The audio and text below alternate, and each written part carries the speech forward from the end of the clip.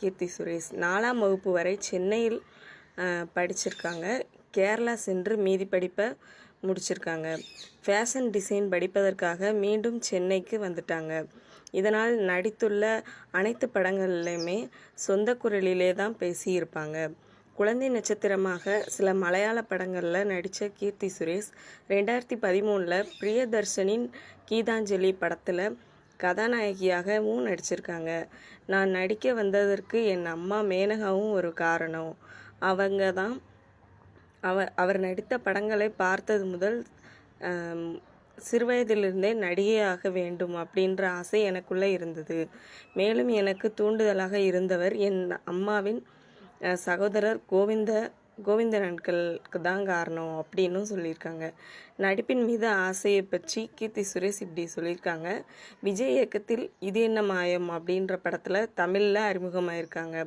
அந்த படம் சரியாக ஓடலை. ஆனால் அடுத்த வருடம் அவருக்காக ஒரு மிகப்பெரிய வெற்றி படம் ஒன்று காத்திருந்தது, ரஜினி முருகன். அந்த படம் கார்த்திகா தேவி வேடத்தில் சிவகார்த்திகேயனின் காதலியாக ஜாலியாக நடித்து பெயர் பெற்றவங்க தான் உன் மேலே ஒரு கண்ணு. அந்த பாடல் கீர்த்தி சுரேஷின் அடையாளமாக மாறினது. முதலில் தொடர்ந்து 3 மலையாள படங்களில் நடித்த பிறகு ஒரு தெலுங்கு படத்துலையும் கீர்த்தி சுரேஷ் நடிச்சிருக்காங்க. ரஜினி முருகன் படத்தில் வெற்றியை தொடர்ந்து தமிழ் படங்களில் நடிக்க ஆரம்பிச்சிட்டாங்க. அவங்க நடித்த அடுத்த 5 படங்கள்லையுமே தமிழ் படங்களாக தான் இருந்துச்சு. ரஜினி முருகனை தொடர்ந்து அடுத்து தனுஷுக்கு ஜோடியாக தொடரி படத்துலையும் நடிச்சிருக்காங்க கீர்த்தி சுரேஷ். இந்த படம் தோல்வியடைந்தாலும் இதில் அவருடைய நடிப்பை பார்த்து தான் மகான் நடிகை வாய்ப்பு கீர்த்தி சுரேஷ்க்கு கிடைச்சது. ரெமோ படத்துக்காக பல கதாநாயகிகளை பார்த்தும் சரியாக வராதால் சிவகார்த்திகேயனுக்கு ஜோடியாக மீண்டும் தேர்வானார் கீர்த்தி சுரேஷ். பிசி ஸ்ரீராம் ஒளிப்பதிவில் நடிக்கும் வாய்ப்பும் அவங்களுக்கு கிடச்சிருக்கு. இந்த படமும் கீர்த்தி சுரேஷின் வெற்றி படங்களில் இணைந்தது. ரஜினி முருகன் படத்தில் சிவகார்த்திகேயனுக்கு ஜோடியாக நடித்த கீர்த்தி சுரேஷ் இந்த படத்துலையும் அவரோட ஜோடியாக நடிச்சிருக்காங்க. இது பற்றி இயக்குனர் பாக்கியராஜ் கண்ணன் என்ன சொல்லியிருக்காங்கன்னா, ஏற்கனவே இருவரும் ரஜினி முருகன் படத்தில் நடித்து விட்டதால் வேறு கதாநாயகியத்தான் தேடினோம். ஆனால் டாக்டர் கதாபாத்திரத்துக்கு அவங்களே தேர்வானார் அப்படின்னு சொல்லியிருக்காங்க. பிசி ஸ்ரீராம் சார் கீர்த்தி சுரேஷை பரிந்துரை செய்தார். அதே போல் என் குழுவும் நன்கு தமிழ் தெரிந்த நடிகையே வேண்டும் அப்படின்னும் கீர்த்தி சுரேஷ் மீண்டும் சிவகார்த்திகேயனோடு ஜோடியாக நடிக்க ஒப்பந்தமானாங்க. விஜய்க்கு ஜோடியாக பைரவா படத்திலையும் நடிச்சிருக்காங்க. அப்பாவி பெண் வேடத்தில் அவங்க நடித்த இந்த படம் ஓரளவு வெற்றி பெற்றது.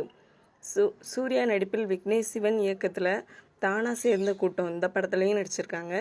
இதன் பிறகு கிடைத்த வாய்ப்பு தான் மகா நடிகை. தமிழில் நடிகர் திலகம் நடிகை சாவித்திரியை திரையில் தத்ரூபமாக வெளிப்படுத்தியதால் சிறந்த நடிகைக்கான தேசிய விருதும் இவங்களுக்கு கிடச்சிருக்கு. தமிழ் திரையுலகிலேயும் இன்று நடித்து வரும் எத்தனையோ கதாநாயகிகளுக்கு இந்த பெருமை கடந்த 1 வருடமாக நீடித்த அற்புதமான பயணம் அப்படின்னும் சொல்லியிருக்காங்க. மிகவும் உணர்வுபூர்வமான கடந்த காலத்தை கொண்டு சொல்கிறேன் அப்படின்ட்டு அஸ்வின் மற்றும் விஜயாந்தி பிலிம்ஸ் ஆகியோர் என் மீது நம்பிக்கை வச்சுருக்காங்க. அவங்களுக்கு பெரிய நன்றின்னு சொல்லியிருக்காங்க. கடந்த காலம் குறித்து பெருமையுடன் திரும்பி பார்க்க நமக்கு ஒரு வாய்ப்பு அப்படின்னும் சொல்லியிருக்காங்க. 2019 இறுதியில் குடியரசுத் தலைவர் வெங்கையா நாயுடுவிடமிருந்து தேசிய விருதையும் அவங்க பெற்றிருக்காங்க. இந்த படத்தை பற்றி அவங்க மேலும் என்ன சொல்லியிருக்காங்கன்னா, சாவித்திரியாக நடிக்க என்னை அணுகிய போது முதலில் மறுத்தேன். கோவிந்த் அங்கிள் தான் எனக்கு நம்பிக்கையூட்டினார். கூடவே இயக்குனர் அஸ்வின் மகாநடிகை திரைக்கதை முழுவதையும் கொடுத்து என்னை படிக்க சொன்னார். இருந்தாலும் இவ்வளவு பெரிய கதாபாத்திரத்தை ஏற்று நடிப்பது முடியாத காரியம் அப்படின்னு தான் சொன்னேன். வலுவான அந்த பாத்திரம் எனக்கு பயத்தை தந்தது. ஆனால் இயக்குனர் விடவில்லை. வேறு யாரும் இந்த கதாபாத்திரத்துக்கு பொருத்தமானவராக எனக்கு தெரியவில்லை என்று அவங்க நம்பிக்கை வளர்த்தாங்க. எனக்கும் சாவித்திரி அம்மாவுக்கும் ஏதோ தொடர்பு இருப்பது போல் எனக்கு தோன்றியது. அவரது வரலாற்றை மீண்டும் முழுமையாக படித்தேன். சரியாக ஒப்புக்கொண்டேன். அவரை நடித்த பல படங்களில் கிளிப்பிங்ஸை பார்த்தேன்.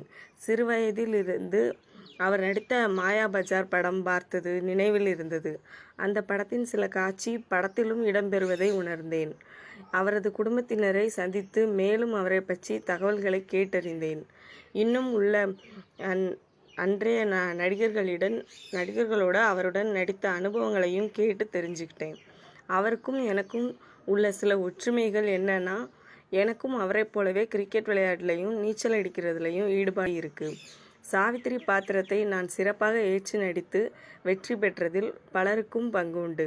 2018 சாமி 2, சண்டைக்கோழி 2, சர்க்கார் போன்ற படங்களில் விக்ரம், விஷால், விஜய் போன்ற பிரபல நடிகர்களுக்கு ஜோடியாக நடித்தாங்க நம்ம கீர்த்தி சுரேஷ். சண்டைக்கோழி 2 படத்தில் இடம்பெற்ற கம்பத்து பொண்ணு அந்த பாடலில் துடிப்பாகவும் நடித்து அசத்தியிருக்காங்க. எந்த கலாச்சார ஆடையாக இருந்தாலும் சரி, அது கீர்த்தி சுரேஷ்க்கு கச்சிதமாக பொருந்தது. அதுதான் அவருடைய முக்கியமான சிறப்பம்சம் அப்படின்னும் சொல்கிறாங்க.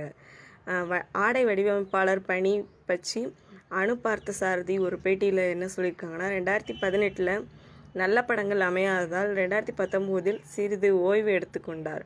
கதாநாயகிக்கு முக்கியத்துவம் அளிக்கும் படத்தில் நடிக்கிறதுக்கு கவனம் செலுத்தியும் வர்றாங்க. கார்த்திக் சுப்புராஜ் தயாரிப்பில் உருவான பெண் குயின் படம் நேரடியாக OTTயில் வெளியானது. கருவுற்ற பெண் வேடத்தில் நடித்து கவனம் பெற்ற கீர்த்தி சுரேஷ் இது அவருடைய 24வது படம். மணிரத்னம் இயக்கத்தில் வெளியான பொன்னியின் செல்வன் வேடத்தில் நடிக்க வாய்ப்பும் கிடைத்தும் ரஜினியுடன் இணைந்து நடிக்க வேண்டும் என்பதற்காக அந்த வாய்ப்பையும் தவற விட்டாங்க.